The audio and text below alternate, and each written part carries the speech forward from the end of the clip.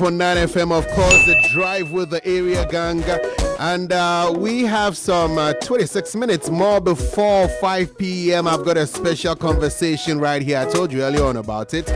I've got the man, Mista Voltage. I didn't know there was a Mista. There's no Voltage.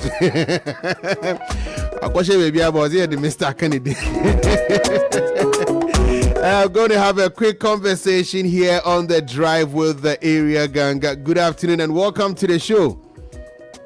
Thank you. Okay, can you speak into the microphone for me? Thank you. How's everything? Charlie, cool.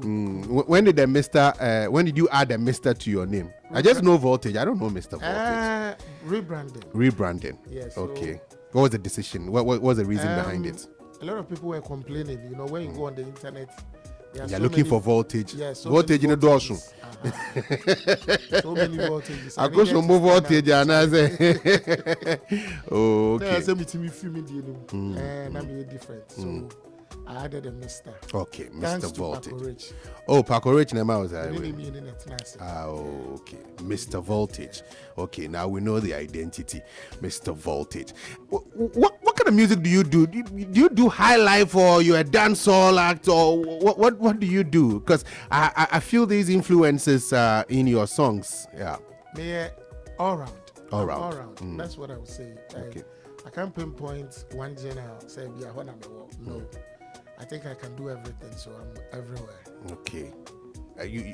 But which one do you identify more with? I would say high life and Afro dancehall. Okay. Because right now Afro dancehall is recognized. So yeah, it's growing. It's growing. Are you part of that conversation of who started Afro dancehall? Which part of the journey of Afro dancehall? Where did you come in? I just don't want to be part of it because somebody created the idea. Okay. And who in your estimation created that idea? Stonebwoy, because I heard it from his songs. Okay. So for me, I think for him bringing it out and it's getting the recognition, we should all support it. It doesn't matter. But it's been said that before Stonebwoy, people were still doing Afro dance hall. But that was not the name. First, me and friend Rag Life. Yeah. There was a time, because of hip life, then we had rag life. They were doing rag life. So we can't take that thing away from him. On the buy, on any new money, I'd say that thing first. Afro dancehall. Okay, so you think Stonebwoy is originator of Afro dancehall? Wow. Anyways, you're one of the few people, or let me put it this way, you're one of the privileged people to actually have collaborated with a legend. The legend that we are celebrating this week, but not just this week, but also because he passed away over the weekend. We're celebrating him. I'm talking about our high life legend, Daddy Lumba. After decades of a very successful music career, very impactful music career, unfortunately, he succumbed to death last Saturday at the age of 60 years. And I know that you have worked with him, so I think that you are in a good stead to be able to talk about this legend. First off, where were you on Saturday when you received news of his passing? In the house. You're in the house. I received the message, I think, early in the morning. And I first thought it wasn't true. Yeah. Everybody thought it wasn't true. Yes, because that Lumba and the rumors of death there, almost every year, it's like a seasonal thing. Yes, so everybody thought it wasn't true. I felt, okay, it's one of those things. So I needed to go make some calls to check on what they are saying. And I think I saw a post from A+. That was where I felt a bit shocked. Like, okay, so maybe this could be the right time for us to either cry or say something about it. Okay. Because it was just an emoji. Actually, it was just an emoji with a picture. But it was speaking. It was speaking to us. So later we got the confirmation. What was the emotions like when the confirmation finally hit that the unfortunate news is true? What was it like for you? This is somebody an idol for me. That's what I would say, because coming up in my music career, I had certain people that I put on my list. Lumba was one, Kojoenchi, Nane Champon, Amachi Dede, and I got and I actually got a privilege to work with everybody except Amachi Dede and Kojoenchi. Oh, okay. Kojoenchi, I had shows with him some time back, but not like. But they're still around, so maybe it still can happen. Yes, so but okay, so you work with Lumba, you work with Nane Champon. I've worked with Ohineba Kisia as well. Yes. These were your idols growing up. Yes, like when it comes to high life. I started listening to high life way back when I was very young. And that was the genre I really loved. So my father has so many of those old LPs. Yeah. So he will be playing it in the house. And his favorite was also Kojoenchi. Wow. I was enjoying the high life music, so I grew the inspiration from there. Okay. But how? So you had all these idols, and like you said, you worked with some of them. Some of them you are yet to. The good news is that they are still alive, so you can pursue it. But tell us about you working with Daddy Lumba. How did you meet? What was the first time that you met? What brought you together? So the first time I met Daddy Lumba was at I think National Theatre. It was a first reunion program with Nane Champon. Okay. I think it was organized by Fifi Bansen or something. Some years back. And then I went there to perform with Nana. So I was with Nane Champon. Yes. Okay. So I was backstage. After performing, I saw this young lady standing watching me, and when I came there, she started talking to me. And then later I got to find out she was with Daddy. Okay. And Daddy actually told me, oh, my voice, actually my wife has been talking about you, so wow. The wife of Pawasem. So I would love us to do something. And I'm so okay. Wow, that's a great endorsement. Yes. He actually listened to you. Yes. He says he loves your voice. Yes. His wife actually loves your songs as well, so he would want to work with you. Yes. Wow. So when he said that, I mean, who would love to work with you? And I remember that was what came into my mind the first day I heard this there. I remember when I went out to wait for my car that day, he was passing and he just got to me and he was like, Minko si ufia na. So Daddy, me check. I remember he said, also, come do back with you. Come do back. I'm saying, that's it. Me check. I remember. Maybe you should have gone with him. So I mean, he was lovely. He was lovely. And coming to the studio, I never expected to meet him that day, on that particular day. I was coming to work for Forian Ponsa, and I actually came to meet Daddy Lumba as well. And was that when you worked with him, or that was a different time? That was the day. That was the day. So you were not going to work with him on that day? No. I came there for Fori. Okay. And when I came to meet Daddy Lumba. And he said, hi, Kwejo. I'm also Kwejo. He said, hi, Okura Kwejo. Me person ye meji me bi mami ntino. Yeah, Becca Therapeutics no waji beat. Now they are coffee. I'm so okay. So he took me in there and told Therapeutics to give me the songs, like the beats for the songs. I actually took it home and didn't even write. My man Chro. You didn't write the song? That's what me knew. What boy would that? See, I knew when we beat me, she my inspiration. Yeah. So the next day, I called him and told him, so maybe he was like, are you sure? I said, yes. Okay, so I'll be coming to the studio. Meet me there. So when he even came, I finished with no. So let's go back. You met him in the studio. He says Pietu should give you the beat so that you go. Was it that he had done his part on the song? His part was already on the song. Okay.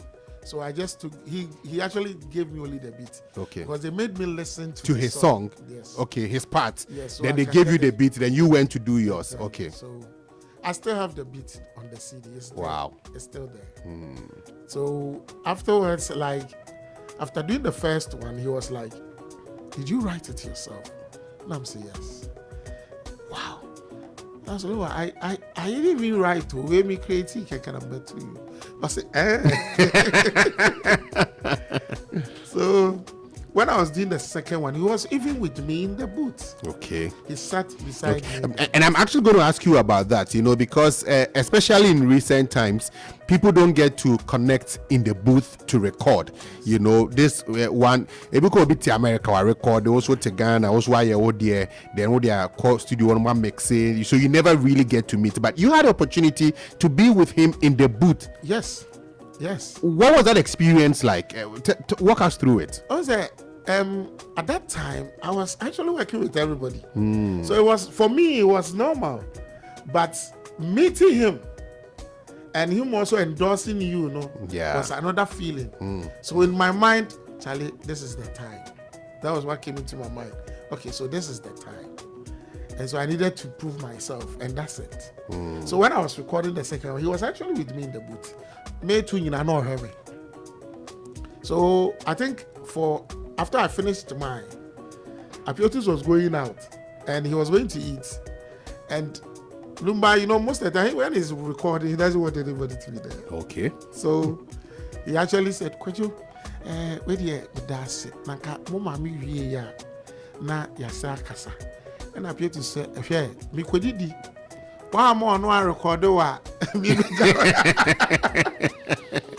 He didn't even know I was into engineering. Then. So when he was told, I said, "Oh, to me recording," and I'm saying yes. And he said, "Okay, then sit behind the machine and then do something for me. Record the rest of the vocals." But I don't even remember the song though. So I just finished stuff for him, and then I was listening to, I don't know if it was Apietus. I probably think it was Apietus who was talking about Daddy Lumba and how he records. And he was it Apietus? He said that when he's recording, like he can just do a single take and then that's it. How was that experience for you when he was recording? Most of them are like that. They will rehearse the thing, come to the studio, do a single take, go and listen, and where they feel they have problems, they will just come back to the studio and correct them. That's how they That's work. it. Yes. That's it. Wow. That's how they work. Unless the person decides, okay, I want to finish the song this day. Okay.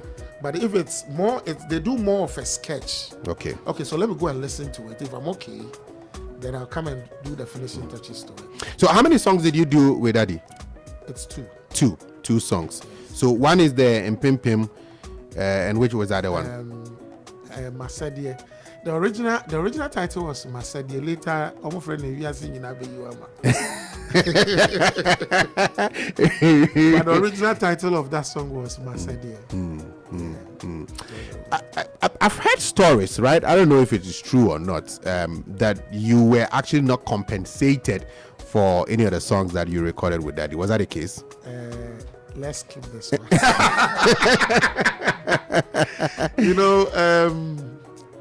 He's no more. No, but I'm coming. Okay. He's no more. And I feel for the name even to come to this level, he was part of my success. Don't worry, I've gotten my answer. But then I just want to go on and ask, were you actually looking for that, or even working with him, sort of like was valuable to you? Yes, I think it was. I think it was. It contributed. What did the Dingy fans, my boy?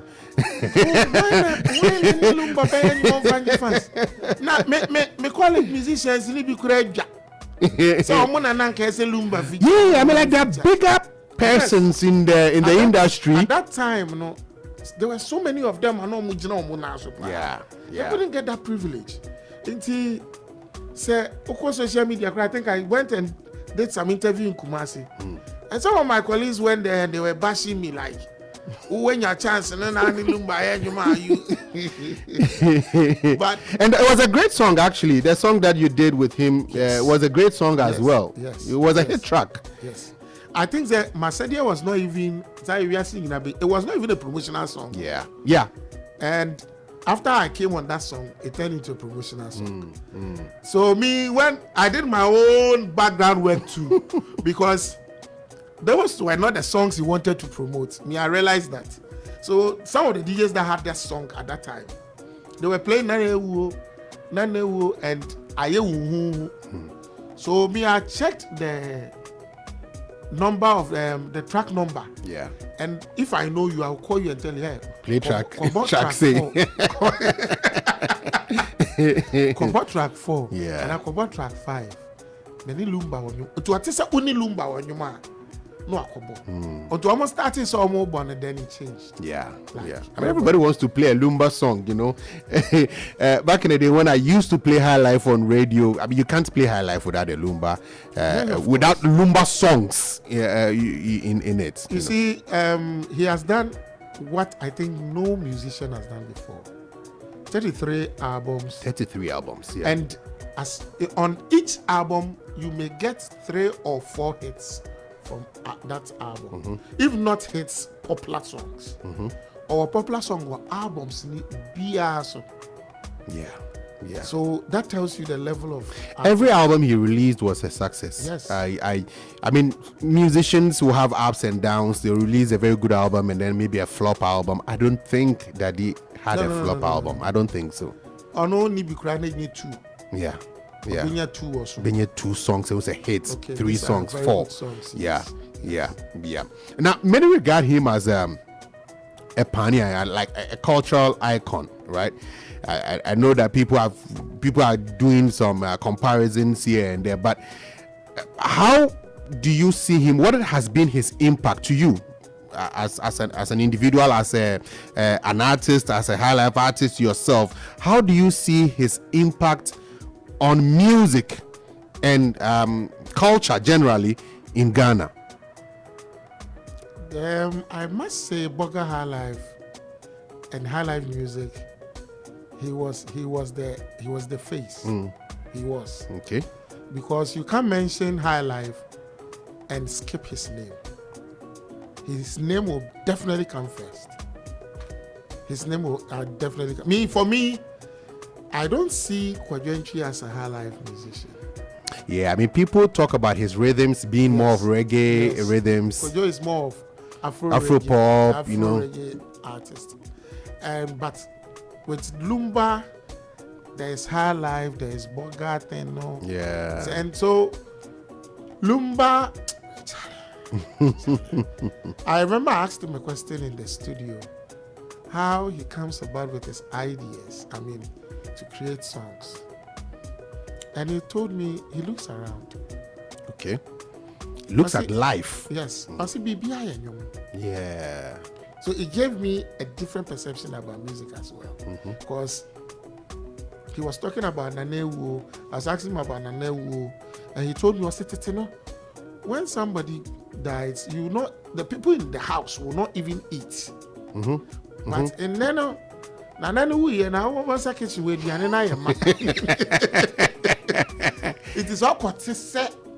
I said your country. Yeah. Oh, what to say Nanewu in one. But people would say no, can't say seven or profane. I mean, for me, not being an Ashanti person, I wasn't. Maybe say I had a challenge listening to your songs. You love the rhythm, you love the melodies and all that, but sometimes it's difficult to get the lyrics itself. And it took me time before getting the words. It took me time because if you tell me to sing his part. No, it's difficult. I can only sing along. Yeah. So who jam is something because the words, not like it's difficult to. What's how people say TBU? Yeah, that's him. And he has an artistic way of actually weaving the words. Yes. Making it sound like something else when it actually means something else, I think I had a song, he wanted to feature on that song. And I used the word in that song.